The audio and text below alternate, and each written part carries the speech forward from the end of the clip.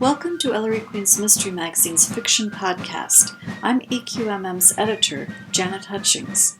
As most but possibly not all of our listeners will know, Ellery Queen was a pseudonym of the multi-talented writing team of Frederick Disme and Manfred B. Lee. They authored 36 novels and many dozen more short stories under that pseudonym. Together they also produced radio plays and founded Ellery Queen's Mystery Magazine, which they sent to the world under the editorship of Disme himself in 1941. As part of our 2021 celebration, the magazine's 80th anniversary, we're presenting a reading of one of my favorite Ellery Queen stories, one whose timing seems just right since the birthday of George Washington was just days ago. Here is EQMM's managing editor Jackie Sherbo reading The President's Half Dime by Ellery Queen. Those few curious men who have chosen to turn off the humdrum highway to hunt for their pleasure along the back trails expect, indeed, they look confidently forward to, many strange encounters. And it is the dull stalk which does not turn up at least a hippogriff. But it remained for Ellery Queen to experience the ultimate excitement. On one of his prowls, he collided with a President of the United States. This would have been joy enough if it had occurred, as you might imagine, by chance, on a dark night, in some back street of Washington, D.C., with Secret Service men closing in on the delighted Mr. Queen to question his motives by way of his pockets, while a large, black, bulletproof limousine rushed up to spirit the powerless president away. But mere imagination fails in this instance. What is required is the power of fancy, for the truth is fantastic. Ellery's encounter with the President of the United States took place not on a dark night, but in the unromantic light of several days, although the night played its role too. Nor was it by chance. The meeting was arranged by a farmer's daughter, and it was not in Washington, D.C., for this president presided over the affairs of the nation from a different city altogether. Not that the meeting took place in that city either. It did not take place in a city at all, but on a farm some miles south of Philadelphia. Oddest of all, there was no limousine to spirit the chief executive away, for while the president was a man of great wealth, he was still too poor to possess an automobile and, what is more, not all the resources of his government, indeed not all the riches of the world, could have provided one for him. There are even more curious facets to this jewel of paradox. This was an encounter in the purest sense, and yet, physically, it did not occur at all. The president in question was dead. And while there are those who would not blink at a rubbing of shoulders or a clasping of hands, even though one of the parties was in his grave, and to such persons the thought might occur that the meeting took place on a psychic plane, alas, Ellery Queen is not of their company. He does not believe in ghosts. Consequently, he never encounters them. So he did not collide with the president's shade either. And yet their meeting was as palpable as, say, the meeting between two chess masters, one in London and the other in New York, who never leave their respective armchairs and still play a game to a decision. It is even more wonderful than that, for while the chess players merely annihilate space, Ellery and the father of his country annihilated time, a century and a half of it. In fine, this is the story of how Ellery Queen matched wits with George Washington. Those who are finicky about their fashions complain that the arms of coincidence are too long, but in this case, the designer might say that he cut to measure, or, to put it another way, an event often brews its own mood. Whatever the cause, the fact is that the adventure of the president's half-dime, which was to concern itself with the events surrounding President Washington's 59th birthday, actually first engrossed Ellery on February 19th and culminated 3 days later. Ellery was in his study that morning wrestling with several reluctant victims of violence, none of them quite flesh and blood, since his new novel was still in the planning stage. So he was annoyed when Nicky came in with a card. "James Ezekiel Patch," growled the great man. He was never in his best humor during the planning stage. "I don't know any James Ezekiel Patch, Nicky. Toss the fellow out and get back to transcribing those notes on possible motives." "Why, Ellery," said Nicky, This isn't like you at all." "What isn't like me?" "To renege on an appointment." "Appointment? Does this Patch claim—" "He doesn't merely claim it, he proves it." "Someone's balmy," snarled Mr. Queen, and he strode into the living room to contend with James Ezekiel Patch. This, he perceived as soon as James Ezekiel Patch rose from the Queen fireside chair, was likely to be a heroic project. Mr. Patch, notwithstanding his mild, even studious eyes, seemed to rise indefinitely. He was a very large man. "Now what's all this?" demanded Ellery fiercely, for after all, Nicky was there. "That's what I'd like to know," said the large man amiably. "What did you want with me, Mr. Queen?" "What did I want with you? What did you want with me?" "I find this very strange, Mr. Queen." "Now see here, Mr. Patch, I happen to be extremely busy this morning." "So am I." Mr. Patch's large, thick neck was reddening, and his tone was no longer amiable. Ellery took a cautious step backward as his visitor lumbered forward to thrust a slip of yellow paper under his nose. "Did you send me this wire, or didn't you?" Ellery considered it tactically expedient to take the telegram, although for strategic reasons he did so with a bellicose scowl. "Imperative you call at my home tomorrow, February 19, promptly 10 a.m., signed Ellery Queen." "Well, sir?" thundered Mr. Patch. "Do you have something on Washington for me, or don't you?" "Washington," said Ellery absently, studying the telegram. "George Washington, Mr. Queen. I'm Patch, the antiquarian. I collect Washington. I'm an authority on Washington. I have a large fortune, and I spend it all on Washington. I'd never have wasted my time this morning if your name hadn't been signed to this wire. This is my busiest week of the year. I have engagements to speak on Washington." "Desist, Mr. Patch," said Ellery. "This is either a practical joke or—" "The Baroness' check," announced Nicky clearly, with another telegram. And then she added, "And Professor John Cecil Shaw, ditto." The 3 telegrams were identical. "Of course I didn't send them," said Ellery thoughtfully, regarding his 3 visitors. Baroness Check was a short, powerful woman, resembling a dumpling with gray hair, an angry dumpling. Professor Shaw was lank and long-jawed, wearing a sack suit which hung in some places and failed in its purpose by inches at the extremities.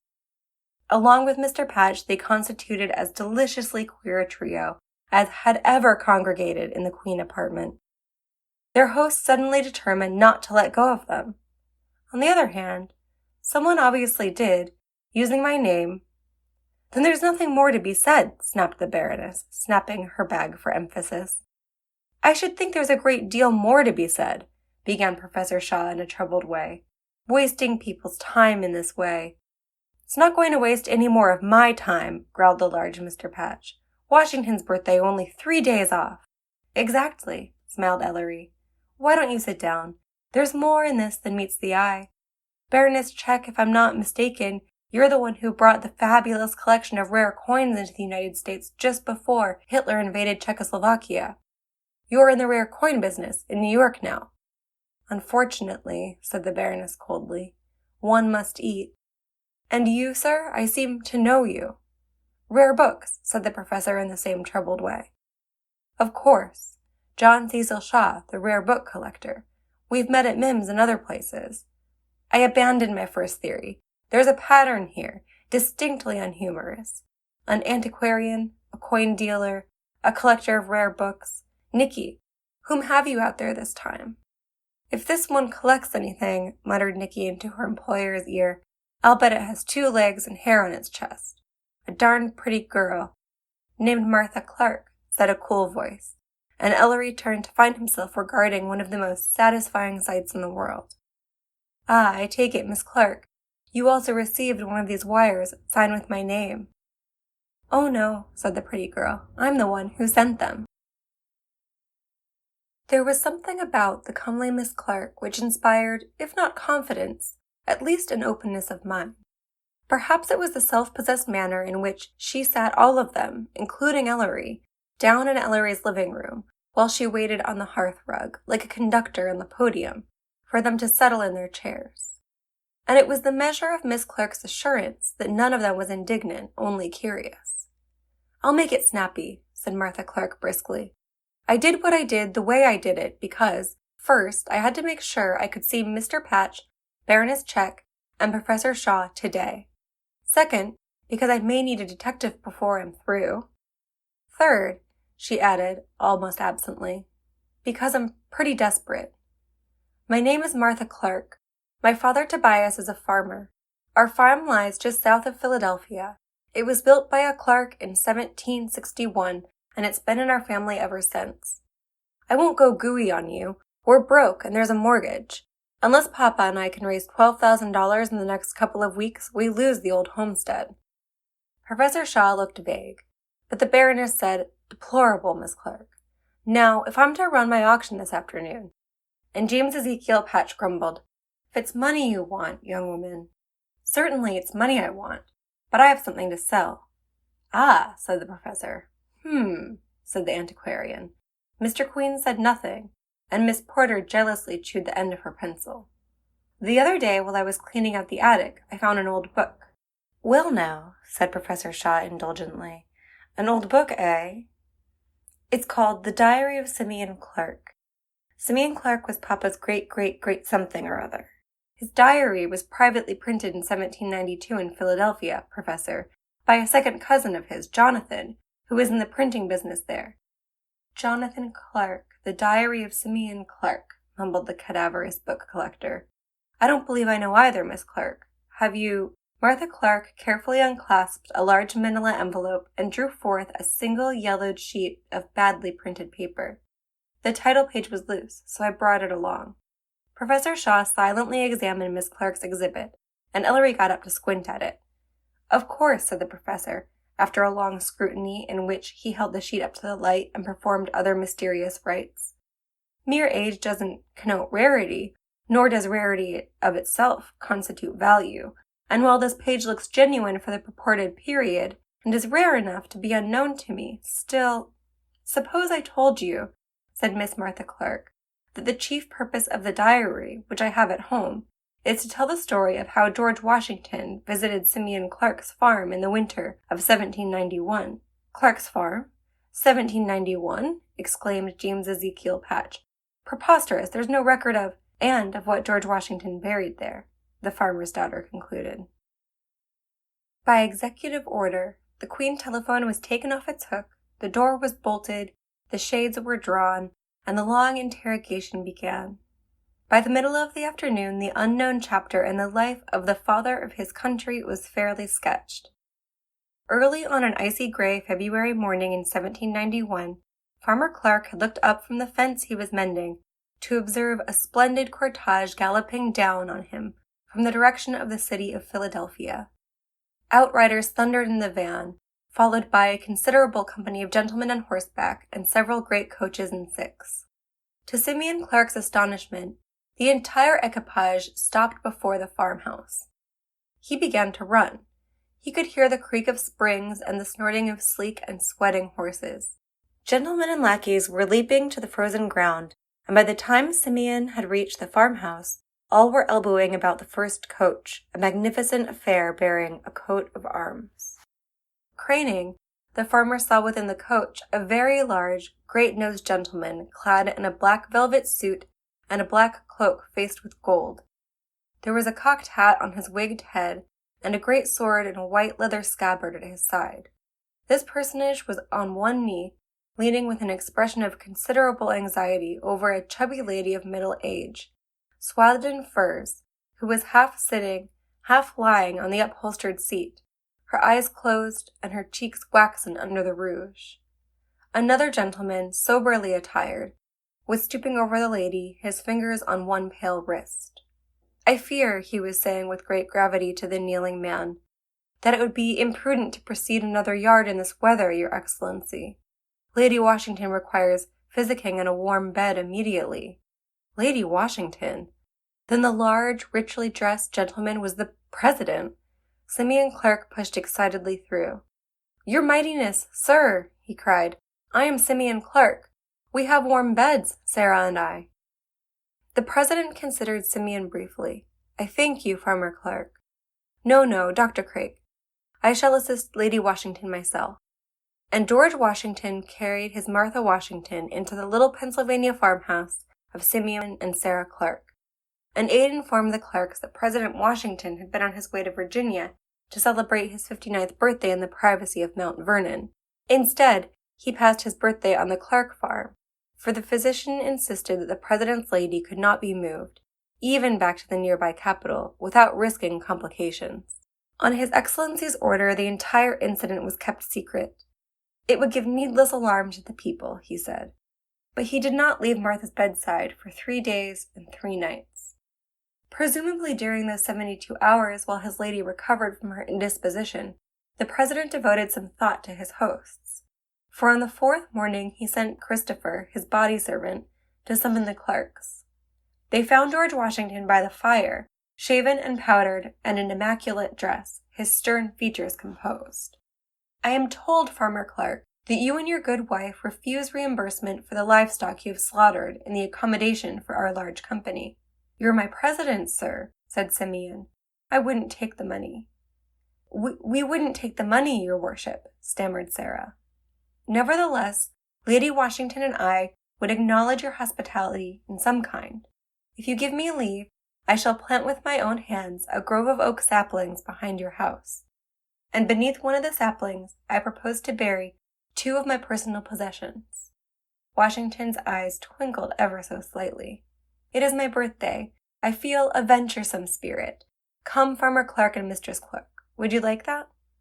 What were they? Choked James Ezekiel Patch, the Washington collector. He was pale. Martha Clark replied, the sword at Washington's side, in its white leather scabbard, and a silver coin the President carried in a secret pocket. Silver coin? Breathed Baroness Check, the rare coin dealer. What kind of coin, Miss Clark? The diary calls it a half-dime, with an S, replied Martha Clark, frowning. I guess that's the way they spelled dime in those days. The book's full of queer spellings. A United States of America half-dime? Asked the Baroness in a very odd way. That's what it says, Baroness. And this was in 1791? Yes. The Baroness snorted, beginning to rise. I thought your story was too impossibly romantic, young woman. The United States Mint didn't begin to strike off half-dimes until 1792. Half-dimes, or any other U.S. coinage, I believe, said Ellery. How come, Miss Clark? It was an experimental coin, said Miss Clark coolly. The diary isn't clear as to whether it was the Mint which struck it off, or some private agency. Maybe Washington himself didn't tell Simeon. But the President did say to Simeon that the half-dime in his pocket had been coined from silver he himself had furnished, and had been presented to him as a keepsake. There's a half-dime with a story like that behind it in the possession of the American Numismatic Society, muttered the Baroness. But it's definitely called one of the earliest coins struck off by the Mint. It's possible, I suppose, that in 1791, the preceding year, some specimen coins may have been struck off. Possible, my foot, said Miss Clark. It's so. The diary says so. I imagine President Washington was pretty interested in the coins to be issued by the new country he was the head of. Miss Clark, I want that half-dime. I mean, I'd like to buy it from you, said the Baroness. And I, said Mr. Patch carefully, would like to, purchase Washington's sword. The diary, moaned Professor Shaw. I'll buy the diary of Simeon Clark from you, Miss Clark. I'll be happy to sell it to you, Professor Shaw. As I said, I found it in the attic, and I have it locked up in a highboy in the parlor at home. But as for the 2 other things— Martha Clark paused, and Ellery looked delighted. He thought he knew what was coming. I'll sell you the sword, Mr. Patch, and you the half-dime, Baroness Check, provided— and now Miss Clark turned her clear eyes on Ellery. Provided you, Mr. Queen, will be kind enough to find them. And there was the farmhouse, in the frosty Pennsylvania morning, set in the barren winter acres, and looking as bleak as only a little revolutionary house with a mortgage on its head can look in the month of February. There's an apple orchard over there, said Nicky as they got out of Ellery's car. But where's the grove of oaks? I don't see any. And then she added sweetly, Do you, Ellery?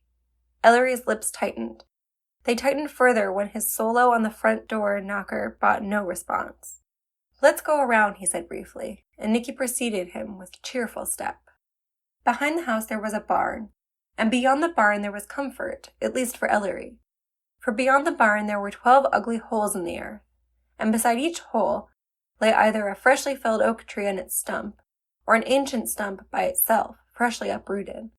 On one of the stumps sat an old man in earth-stained blue jeans, smoking a corn cob pugnaciously. "Tobias Clark?" asked Ellery. "Yump." "I'm Ellery Queen. This is Miss Porter. Your daughter visited me in New York yesterday. Know all about it." "May I ask where Martha is?" "Station. Meetin' them there other folks." Tobias Clark spat and looked away at the holes. "Don't know what you're all coming down here for. Wasn't nothing under them oaks. Dug 'em all up the other day. Trees that were standin' and the stumps of the ones that had fallen years back. Look at one of them holes. Hired hand and me dug down most to China. Washington's Grove, they always called. Now look at it. Firewood. For someone else, I guess." There was iron bitterness in his tongue. "We're losing this farm, mister, unless—" And Tobias Clark sobbed. "Well, maybe we won't," he said. "There's always that book Martha found." "Professor Shaw, the rare book collector, offered your daughter $4,000 for it if he satisfied it with Mr. Clark," said Nicky. "So she told me last night when she got back from New York," said Tobias Clark. 4,000, and we need 12. "Well," said Nicky sadly to Ellery, "that's that." She hoped Ellery would get into the car and drive back to New York immediately. But Ellery showed no disposition to be sensible. "Perhaps, Mr. Clark, some trees died in the course of time and just disappeared. Stumps, roots, and all." Martha, said the diary doesn't mention the exact number Washington planted here. "Look at them holes. 12 of them, ain't there? And a triangle. Man plants trees in a triangle, he plants trees in a triangle. You don't see no place between holes big enough for another tree, do ye? Anyways, there was the same distance between all the trees. No, sir, mister, 12 is all there ever was, and I looked under all 12. What's the extra tree doing in the center of the triangle? You haven't uprooted that one, Mr. Clark." Tobias Clark spat once more. "Don't know much about trees, do ye? That's a cherry sapple and I set in myself 6 years ago. Ain't got nothing to do with George Washington." Nicky tittered. "If you'd sift the earth in those holes." "I sifted it. Look, mister, either somebody dug that stuff up 100 years ago, or the whole yarn's a Saturday night whopper. Which it most likely is. There's Martha now with them other folks." And Tobias Clark added, spitting again, "Don't let me be keeping ye." "It reveals Washington rather, out of character," said James Ezekiel Patch that evening. They were sitting about the fire in the parlor, as heavy with gloom as with Miss Clark's dinner, and that, at least in Miss Porter's view, was heavy indeed. Baroness Check wore the expression of one who is trapped in a cave. There was no further train until morning, and she had not yet resigned herself to a night in a farmhouse bed. The better part of the day had been spent poring over the diary of Simeon Clark, searching for a clue to the buried Washingtonia. But there was no clue.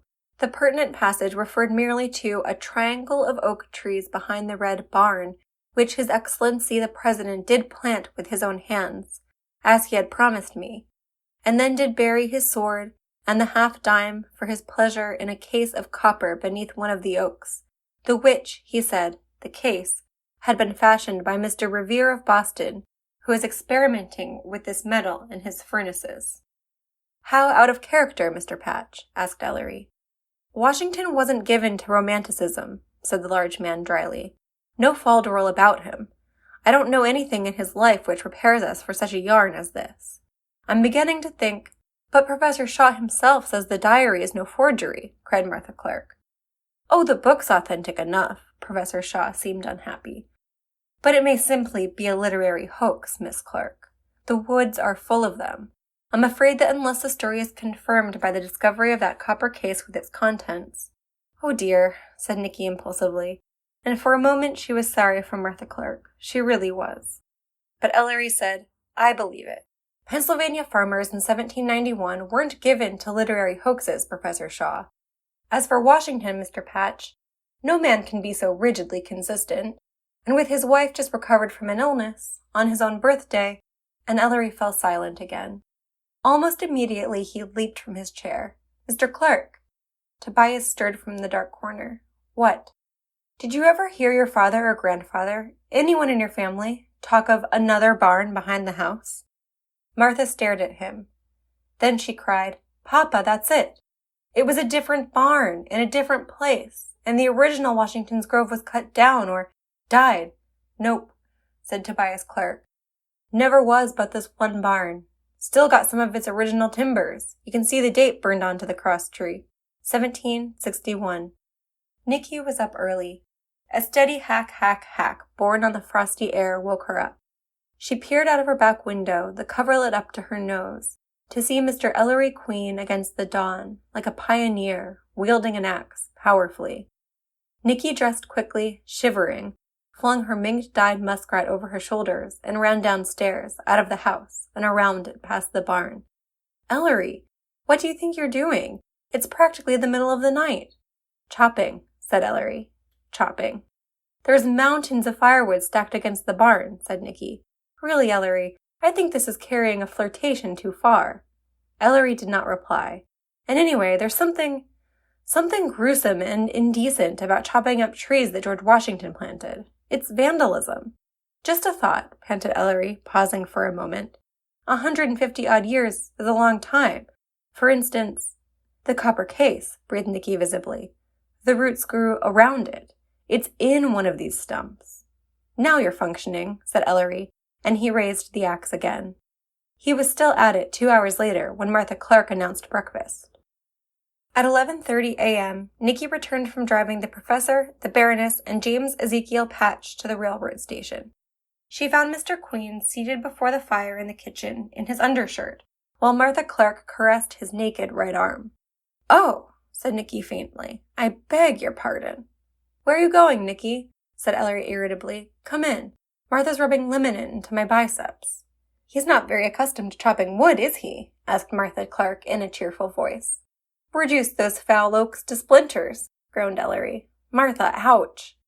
I should think you'd be satisfied now, said Nicky coldly. I suggest we imitate Patch, Shaw, and the Baroness, Ellery.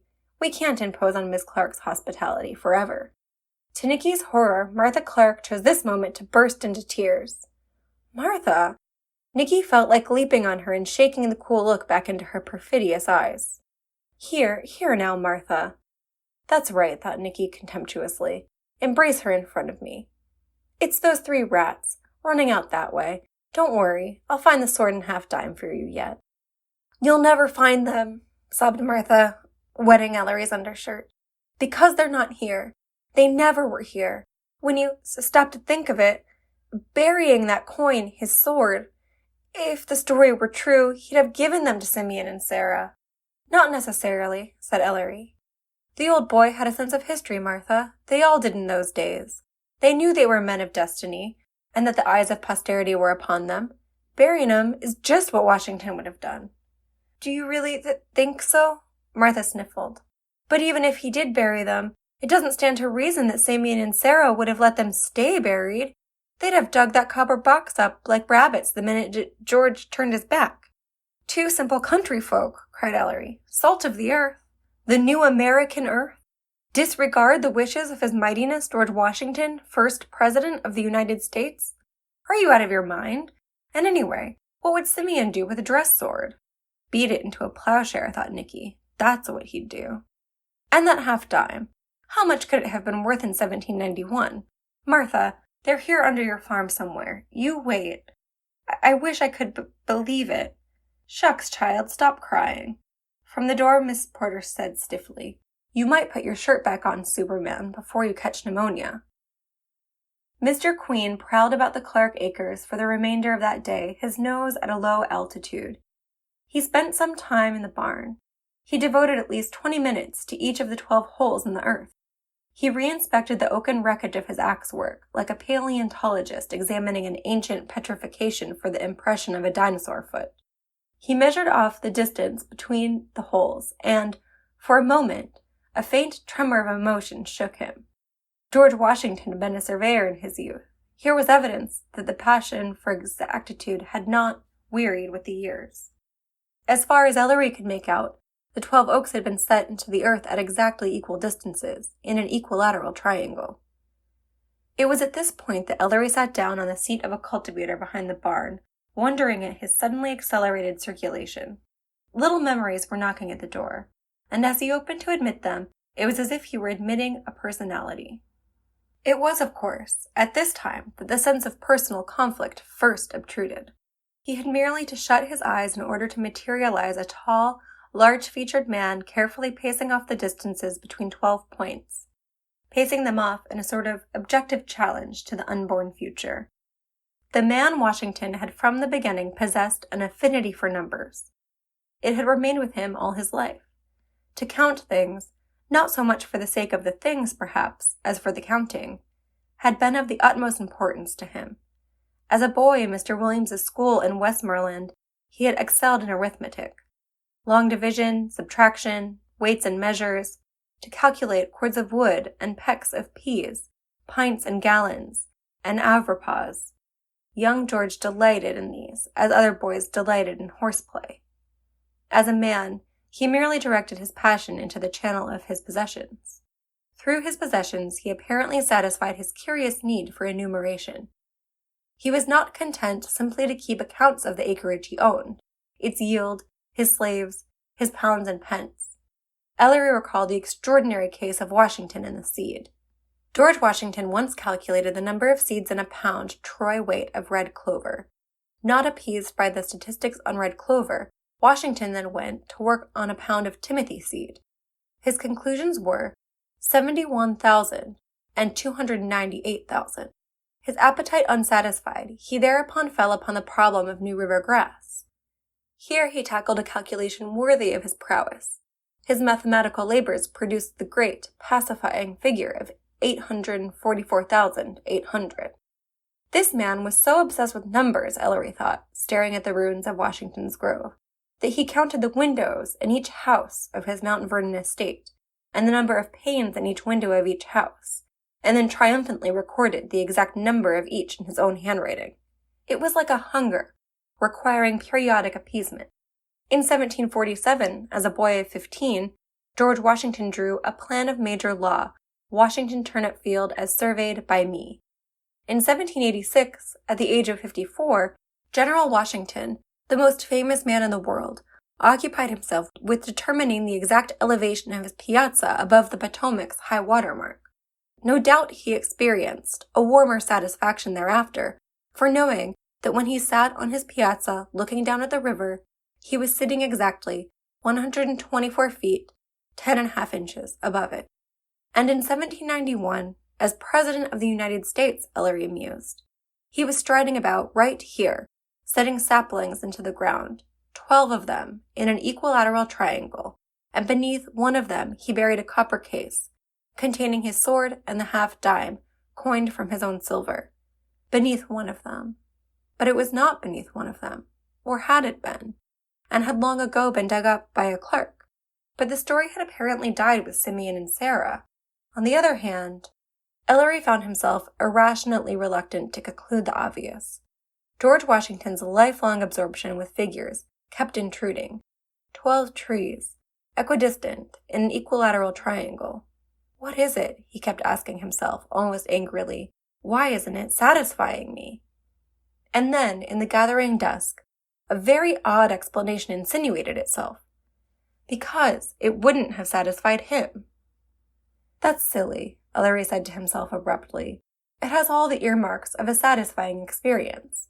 There is no more satisfying figure in all geometry than an equilateral triangle. It is closed, symmetrical, definite, a whole and balanced and finished thing. But it wouldn't have satisfied George Washington, for all its symmetry and perfection. Then perhaps there is a symmetry and perfection beyond the cold beauty of figures. At this point, Ellery began to question his own postulates. They found him at 10:30, crouched on the cultivator seat, numb and staring. He permitted himself to be led into the house. He suffered Nicky to subject him to the indignity of having his shoes and socks stripped off and his frozen feet rubbed to life.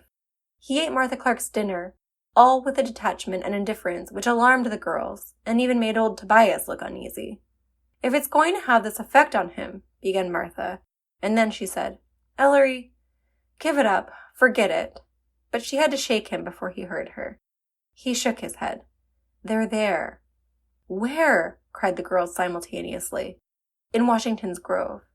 You found him, croaked Tobias Clark, half rising. No. The Clarks and Nicky exchanged glances. Then how can you be so certain they're buried there, Ellery? Asked Nicky gently. Ellery looked bewildered. Darned if I know how I know, he said, and he even laughed a little. Maybe George Washington told me. Then he stopped laughing and went into the firelit parlor and, pointedly, slid the doors shut. At 10 minutes past midnight, Martha Clark gave up the contest. Isn't he ever going to come out of there? She said, yawning. You can never tell what Ellery will do, replied Nicky. Well, I can't keep my eyes open another minute. Funny, said Nicky. I'm not the least bit sleepy. You city girls. You country girls. They laughed. Then they stopped laughing, and for a moment there was no sound in the kitchen but the patient sentry walk of the grandfather clock and the snores of Tobias from above. Well, said Martha. Then she said, I just can't. Are you staying up, Nicky? For a little while. You go to bed, Martha. Yes, well, good night. Good night, Martha. At the door, Martha turned suddenly. Did he say George Washington told him? Yes. Martha went rather quickly up the stairs. Nicky waited 15 minutes. Then she tiptoed to the foot of the stairs and listened. She heard an uneasy moan from the direction of Martha's bedroom, as if she were dreaming an unwholesome dream. Nicky set her jaw grimly, went to the parlor doors, and slid them open. Ellery was on his knees before the fire. His elbows were resting on the floor. His face was propped in his hands. Ellery, what on earth? Nicky, I thought you'd gone to bed long ago.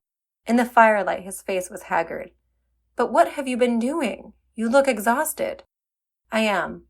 I've been wrestling with a man who could bend a horseshoe with his naked hands. A very strong man, in more ways than one. What are you talking about? Who? George Washington. Go to bed, Nicky. George Washington? Go to bed. Wrestling with him?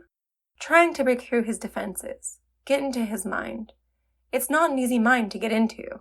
He's been dead for such a long time. That makes a difference. The dead are stubborn, Nicky. Aren't you going to bed? Nicky backed out, shivering. The house was icy. It was even icier when an inhuman bellow brought Nicky out of bed with a leap. But it was only Ellery. He was somewhere up the hall in the first glacial light of dawn, hammering on Martha Clark's door. Martha! Martha! Wake up and tell me where I can find a book in this damned house. A biography of Washington, a history of the United States, an almanac, anything. The parlor fire had long since given up the ghost. Nicky and Martha in wrappers, and Tobias Clark in an ancient bathrobe over his long underwear, stood around shivering and bewildered as the disheveled, demonic Ellery leafed eagerly through a 1921 edition of the Farmer's Fact Book and Complete Compendium. Here it is! The words shot out of his mouth like bullets. What is it, Ellery? What on earth are you looking for? He's loony, I tell ye. Ellery turned with a look of ineffable peace, closing the book. That's it, he said. What's it? Vermont. The state of Vermont. Vermont? Vermont? Vermont. What in the crawlin' creepers has Vermont got to do with Vermont? Said Ellery with a tired smile. Did not enter the Union until March 4th, 1791. So that proves it, don't you see? Proves what? Shrieked Nicky. Where George Washington buried his sword in half-time. Because, said Ellery, in the rapidly lightening dawn behind the barn, Vermont was the 14th state to do so. The 14th. Tobias, would you get me an axe, please? An axe, mumbled Tobias. He shuffled away, shaking his head. Come on, Ellery. I'm dying of cold, chattered Nicky, dancing up and down before the cultivator. Ellery, said Martha Clark piteously, I don't understand any of this. It's very simple, Martha. Oh, thank you, Tobias. As simple, said Ellery, as simple arithmetic. Numbers, my dears, numbers tell this remarkable story. Numbers and their influence on our first president, who was, above all, a number man. That was my key. I merely had to discover the lock to fit it into. Vermont was the lock, and the doors open. Nikki seated herself on the cultivator. You had to give Ellery his head in a situation like this. You couldn't drive him for beans. Well, she thought grudgingly, seeing how pale and how tired-looking he was after a night wrestling with George Washington, he's earned it. The number was wrong, said Ellery solemnly, leaning on Tobias's axe. 12 trees. Washington apparently planted 12 trees. Simeon Clark's diary never did mention the number 12, but the evidence seemed unquestionable. There were 12 oaks in an equilateral triangle, each one an equal distance from its neighbor. And yet, I felt that 12 oaks couldn't be, perfect as the triangle was. Not if they were planted by George Washington. Not on February the 22nd, New Style, in the year of our Lord, 1791. Because on February the 22nd, 1791, in fact, until March the 4th, when Vermont entered the Union to swell its original number by 1, there was another number in the United States so important, so revered, so much a part of common speech and common living and dying, that it was more than a number. It was a solemn and sacred thing, almost not a number at all.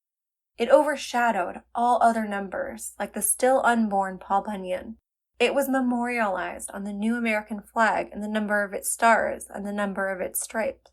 It was a number of which George Washington was the standard bearer, the head and only recently the strong right arm of the new republic which had been born out of the blood and muscle of its integers.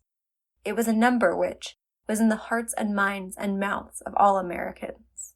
No, if George Washington, who was not merely the living symbol of all this, but carried with him that extraordinary compulsion toward numbers, which characterized his whole temperament besides, had wished to plant a number of oak trees to commemorate a birthday visit in the year 1791, he could have, selected only one number out of all the mathematical trillions at his command, the number 13. The sun was looking over the edge of Pennsylvania at Washington's Grove. George Washington planted 13 trees here that day, and under one of them he buried Paul Revere's copper case. 12 of the trees he arranged in an equilateral triangle, and we know that the historic treasure wasn't under any of the 12. Therefore, he must have buried the case under the 13th, a 13th oak sapling, which grew to oakhood and sometime during the past century and a half, withered and died, and vanished so utterly that it left no trace. Where would Washington have planted that 13th oak? Because beneath the spot where it once stood, there lies the copper case containing his sword and the first coin to be struck off in the new United States. And Ellery glanced tenderly at the cherry sapling which Tobias Clark had set into the earth in the middle of Washington's Grove 6 years before. Washington the surveyor, the geometer, the man whose mind cried out for integral symmetries, obviously in only one place, in the center of the triangle. Any other place would be utterly and absolutely unthinkable. And Ellery hefted Tobias's axe and strode toward the 6-year-old tree. He raised the axe. But suddenly he lowered it, turned, and said in a rather startled way, "See here, isn't today Washington's birthday?" said Nicky. Ellery grinned and began to chop down the cherry tree. The President's Half-Dime by Ellery Queen and all of the Ellery Queen characters are copyrighted by the Frederick Dene and Manfred B. Lee Literary Property Trust. Music for the podcast is by the Sturbridge Colonial Militia and was obtained from the Community Audio section of the Internet Archive. Editing and mixing for the podcast were done by Jackie Sherbo and Ray Purdom. You can subscribe to Ellery Queen's Mystery Magazine, where you'll find more stories like this one by visiting our website at www.elleryqueenmysterymagazine.com.